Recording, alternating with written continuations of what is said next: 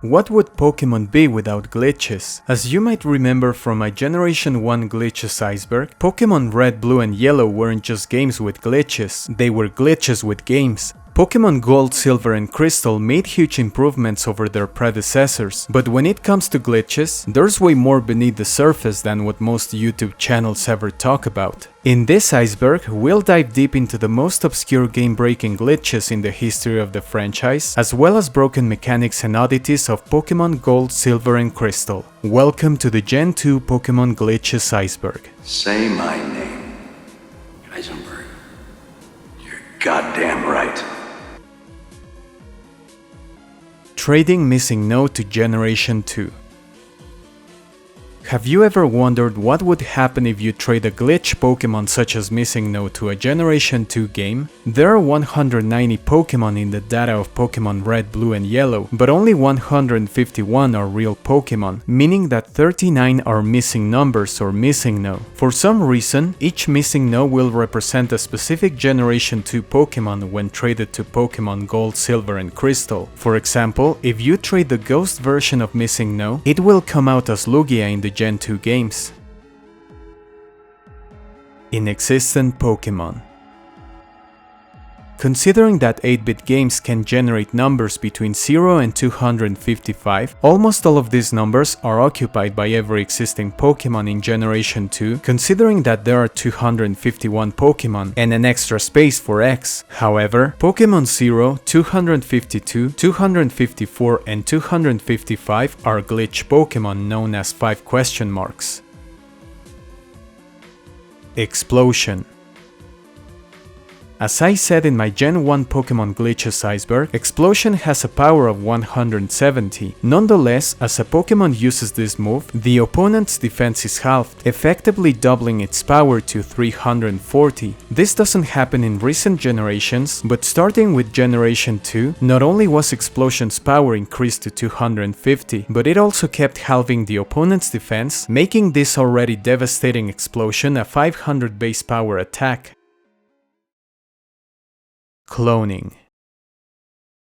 I had a lot of fun with this glitch because not only could you clone Pokemon, but also any item your Pokemon were holding. First, save your game in front of a PC, deposit a Pokemon with the held item of your choice, switch to another box and it will ask you to save your game. When it's saving, soft reset your game right after the 3 dots appear, and when you continue your game, the Pokemon you chose will be both in your team and on the box you were at the beginning. You can do this with up to 5 Pokemon and items. When it comes to items, it's not as convenient as the MissingNo glitch in the first generation, but it's definitely a faster cloning process for Pokemon in comparison to the cloning method in Gen 1 that involved using a link cable. Getting all 3 starters. This is a variant of the cloning glitch. At Professor Elm's lab, save your game before you choose a Pokemon. Pick your starter, continue your adventure up to the point where you get Pokeballs, catch any Pokemon, and go to the Cherry Grove Pokemon Center. Deposit your starter, switch to a different box to save your game, and soft reset it after the dots show up. You'll be back at the lab, but what you may not notice is that your starter Pokemon is already on the PC, so it's time to choose a different one. Repeat the process until you get your hands on all 3 Johto starters. Lance's Pokemon. This is on the Iceberg because if you were to have the following Pokemon, you would need to use cheats or glitches. Dragonite can only be obtained starting at level 55, however, Lance has 3 of them below that level, and to top it off, he also uses an Aerodactyl with Rock Slide, a move it couldn't legally learn until Generation 3. I guess having a Dragonite with Barrier in Gen 1 just wasn't enough for the champion. Shiny Ditto glitch. I've spoken about this before, so I'll make it short. The guaranteed shiny Gyarados in the Gen 2 games can be used to obtain a shiny Ditto if sent to the Gen 1 games and taught the move Mimic. If you encounter a Ditto, you can manipulate that Pokemon into copying your Gyarados' IVs through the use of Mimic and Transform. Let's remember that IVs were key in determining a Pokemon's shininess. This means that when caught and transferred to your Gen 2 games, Ditto will be shiny, and this has a huge impact on getting shiny Pokémon, given that in Gen 2, a Pokémon has a 1 in 64 chance of being shiny when it hatches if one of the parents is a shiny Pokémon. Since Ditto can breed with almost all Pokémon, it's an easy way to get shiny Pokémon, although the act of hatching Pokémon in itself can take a really long time in these games. Broken balls. One of the signature mechanics of Pokémon Gold, Silver and Crystal is being able to make Pokeballs with fruits called apricorns. These Pokeballs, unlike the regular ones, can be used with very specific purposes. However, there are some severe problems with many of them. How many times did we use the fast ball against the legendary beasts in hopes of catching them before they fled? Let me tell you that this wasn't different from throwing a normal Pokeball to a low catch rate Pokémon at full health. Due to an oversight, the only Pokémon in which the ball has a 4 times catch rate modifier are Tangela, Grimer, and Magnemite. The Love Ball's description implies that you can catch Pokémon of the opposite gender to your active Pokémon more easily. Nonetheless, and once again, this wouldn't be different from using a Pokeball because due to another oversight, it has an 8 times catch rate modifier against Pokémon that are both the same species and same gender. The Moon Ball is just a disguised Pokeball because even if used against Pokémon that can evolve with a Moonstone, a very limited selection if you ask me, it will have the same effect as a regular Pokeball because it will only take into account Pokémon that can evolve with a Burn Heal instead of a Moonstone. This is a very specific one, and it's one of the few glitches that can only happen in Pokémon Crystal. Kadabra, Tauros, and Sunflora are by no means heavy Pokémon. Nonetheless, using a heavy ball on them will result in a plus 40 capture modifier, as if they were heavier Pokémon than Steelix or Snorlax. For some strange reason, there's a glitch that only happens with Pokémon whose index number is divisible by 64, and this Pokémon happen to be Kadabra, Tauros, and Sunflora. This is odd because in Pokémon Gold and Silver, these Pokémon have a minus 20 catch modifier due to their low weight. The level ball is a less broken ball, but there's still a problem with it. The efficiency of the ball lies in the level of your active Pokémon, and it can get an 8 times catch rate modifier if said Pokémon is at least 4 times that of the wild Pokémon. The issue is that the ball won't take into account the wild Pokémon's HP or possible status conditions when calculating the catch rate. Teru-sama. Teru-sama is a group of filler objects for the internal item list in Pokémon Gold, Silver and Crystal. There's not too much to say about these items other than they can be sold for 19,960 Pokédollars. Status Condition Catch Rate. If you wanna stand a chance catching a legendary Pokémon, make it sleep because it's the only status condition that increases the catch rate, as paralysis, burn and poison make no difference at all. Palette Swap. This is a very simple glitch. If you want to swap Ethan's palette color with Chris's, start a new game, choose Ethan and save the game. Now, reset it and start a new game. Choose Chris this time. Save the game, but same as we did with the cloning glitch, interrupt the saving message. Now, when you continue your adventure, you'll be Ethan, but with Chris's colors. If you want to play as Chris with Ethan's color palette, follow the same steps, but switch Chris with Ethan. An amazing feature of this glitch is that you get to keep the inverted colors of your main character. Unfortunately, due to how the save files merge with this glitch, you'll keep the opposite gender's name, but that can be fixed by naming the male character with the female name and vice versa. Bug Catching Contest Glitch.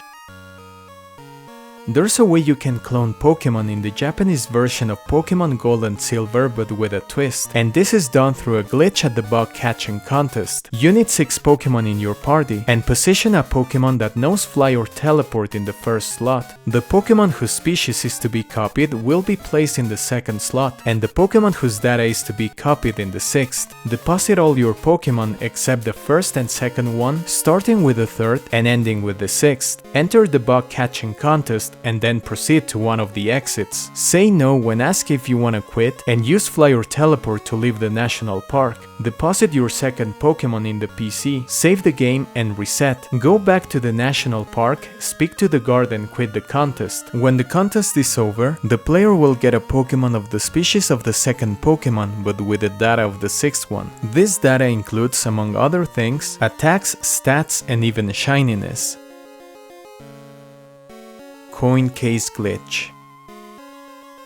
If there's a glitch to rival MissingNo, this is the one. It's like having a Game Shark but with extra steps. The coin case glitch allows the player to perform what is known as arbitrary code execution, a method that allows the player to force the game to run code and obtain almost whatever they want. You can get any Pokemon, give them perfect IVs, get any item, and my favorite trick is to make any Pokemon shiny. You can even transfer this Pokemon to Pokemon Home if you have Gold or Silver on your 3DS.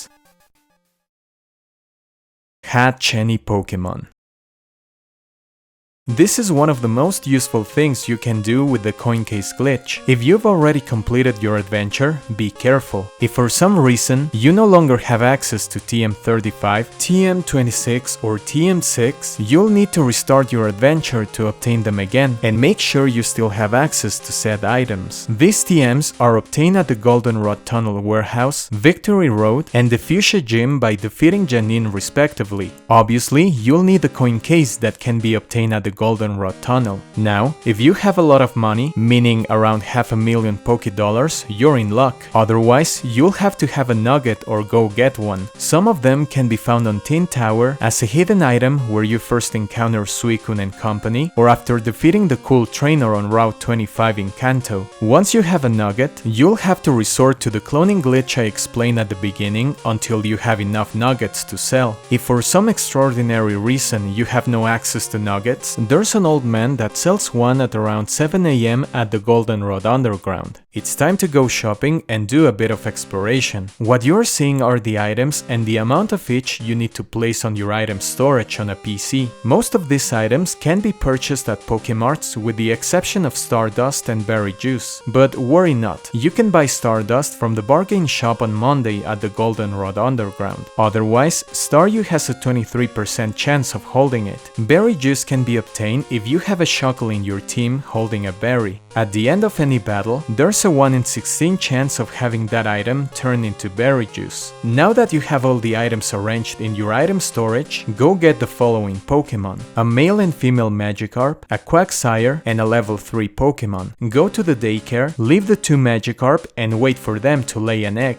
Now, place the egg in the first slot, any Pokemon in the second, the weak Pokemon in the third, and the Quagsire in the fourth. Teach TM35 Sleep Talk to Quagsire. This is obtained at the Goldenrod Underground Warehouse. This move has to be in the first move slot and also give your Quagsire a protein to hold. We're almost done. Go to a PC, rename box 9 with these characters, and the last 2 will correspond to the Pokemon you want to hatch. Finally, we have everything we need. Fly to Cherry Grove City. Enter the Pokemart, save your game and reset. Continue your game, exit the Pokemart, and walk 4 steps to the right. Go check Bellsprout's Pokédex entry, and then go to your bag. Check your coin case, and if you did everything right, nothing crazy will happen. Now, hatch the Pokemon egg, and your desired Pokemon will come out. However, there's 1 or 2 things that need to be fixed. One of them is that most probably, your Pokemon will only have the illegal move Splash, unless you hatch a Hoppip or other specific Pokemon, as let's remember that the original Pokemon was a Magikarp. I recommend leveling it up until it learns a new move.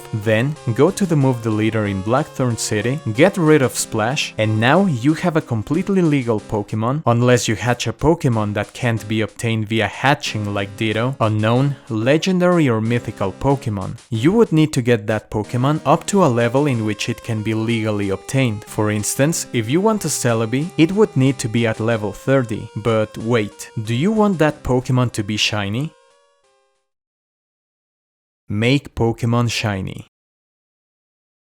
Another powerful exploit of the coin case glitch is the ability to make any Pokemon shiny. This is a way easier variant of the hatch any Pokemon glitch because you won't need any item arrangement. You'll need a Quagsire and a level 3 Pokemon. Also, you'll need the coin case, TM2 headbutt and TM27 return. Make Quagsire hold TM2 and teach it return. Make sure it has it as its first move. After that, and same as the previous glitch, place the Pokemon you want to make shiny in the first slot, any in the second, the weak Pokemon in the third, and Quagsire in the fourth. Now, go to the Cherry Grove City Pokemon Center and you'll rename your boxes 1 to 8 as follows.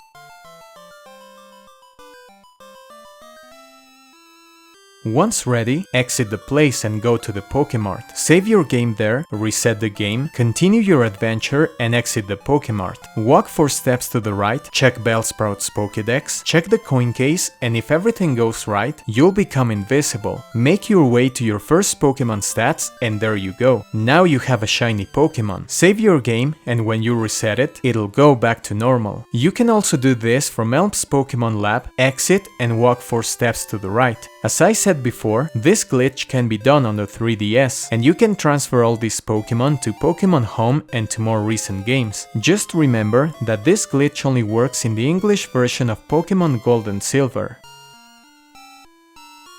Color Test.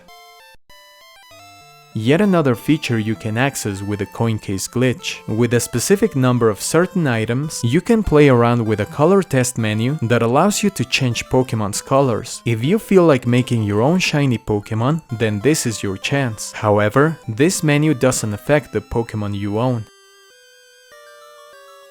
Unused memory game.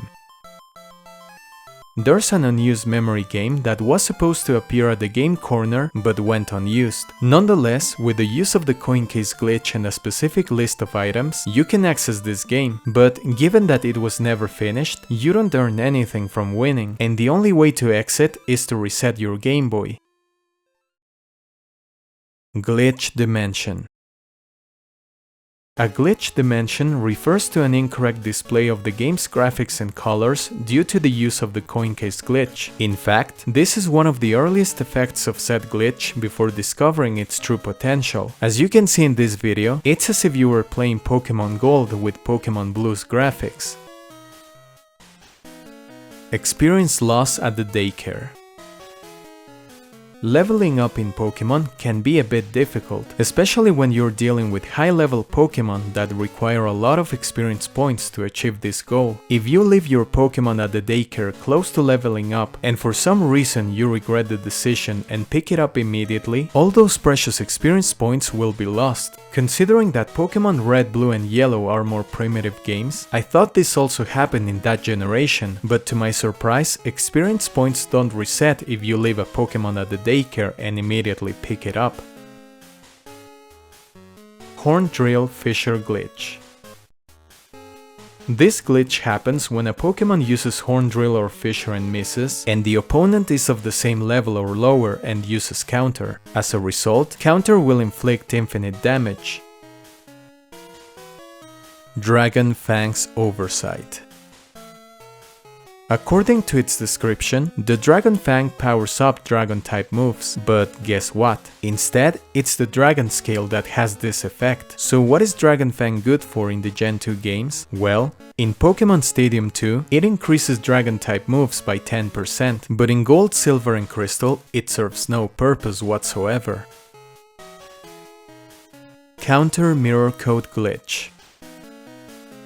If a Pokemon uses an attack and the opponent responds with counter against a physical move or mirror code against a special attack, these moves will deal double the damage they originally inflicted. Nonetheless, if the trainer uses the next turn to heal or throw a Pokeball instead of attacking, counter and mirror code will do damage, although this time with a base power of 1 multiplied by 2. 5 digits experience. On very rare occasions, a Pokémon can gain an amount of experience that exceeds 10,000 points. This can be done in the trainer house with Pokémon that give a lot of experience when defeated, in combination with a foreign Pokémon holding a lucky egg. If the conditions are right, the Pokémon will gain more than 10,000 experience points. However, the game will display the number incorrectly. Clair Gift Glitch. This refers to the fact that in Pokémon Crystal, you can get TM24 twice from Clair if the player whites out inside the Dragon Shrine due to poison damage after receiving her gym badge. After that, go to her gym and she'll give you TM24, but if you go back to Dragon Shrine, Clair will give you another one. No Pokémon Victory. If you enter a cheat code to have no Pokémon in your party and initiate a trainer battle, battle sequences will end right away, counting as a win for the player. Unown Egg Hatch Animation. Unown is a Pokémon in the No Eggs Discovered egg group, and therefore it can't breed. However, if an Unown is manipulated into hatching from an egg, it will always show the A Unown, even if in reality it's another letter of the alphabet. Unown IV Coincidence. I have no idea what the odds are, but this is such a wild coincidence. As many of you know, shininess in Generation 2 is determined by IVs, or individual values. Out of the 26 forms of Unown, only 2 can be shiny. Can you guess which ones? That's right, I and V. Pursuit Revive Glitch. There's a weird glitch that occurs if you have a Pokémon with a non-volatile status condition and is defeated by Pursuit when trying to switch out. If you revive said Pokémon, it will keep the status condition it had before fainting. Distorted Cries. There's a fun glitch that occurs if you go to the Pokédex, play Entei's Cry, and immediately switch to Raikou or Suicune. If you do so, you'll listen to a distorted cry.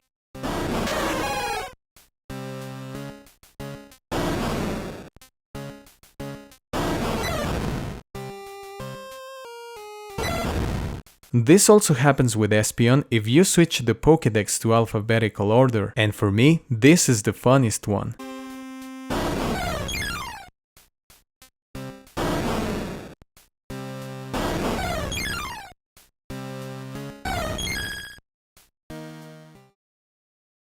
Belly Drum Glitch.